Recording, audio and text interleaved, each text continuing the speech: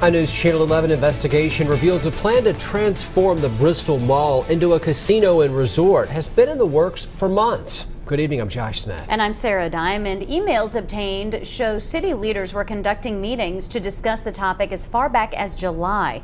On September 7th, the mayor of Bristol signaled developers had the full support of city government when they unveiled a plan to transform the abandoned mall into a casino and resort, a plan that still requires a change in Virginia law.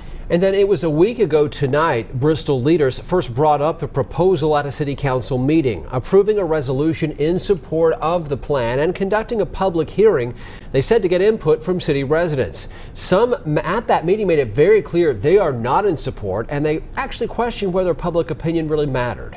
I felt like everything I said tonight was completely thrown out the back window.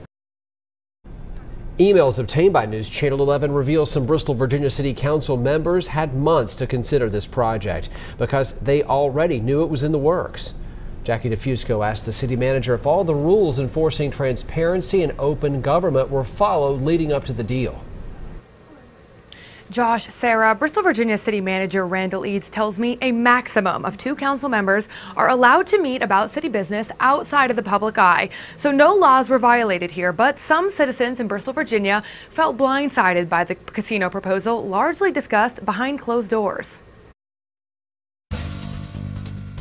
Today, a WJHL investigation reveals that Bristol, Virginia City Council members had their minds made up. I feel like in the city of Bristol, we normally take our time, we listen to citizens. Deciding to support business leaders spearheading a project to turn the abandoned Bristol Mall into a casino before the public was ever made aware of the plan. And this is one of these times when a resolution support had to be made relatively quickly based on the private developers' timeline in order to get legislation moving and going towards the folks in Richmond so that legislation could be passed. On August 8th, Mayor Kevin Mumpower still speaking publicly of CBD oil producer Par Venture moving into the space. But behind the scenes, conversations with casino developers began as early as June, according to Eads.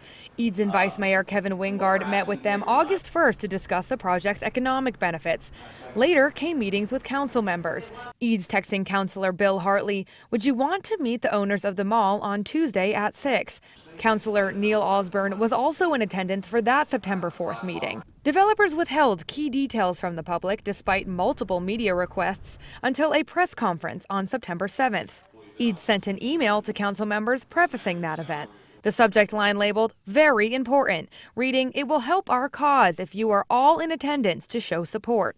Council members formalized that support less than a week later, where community members who spoke in opposition complained that their concerns fell on deaf ears. I feel like in the city of Bristol, we normally take our time, we listen to citizens.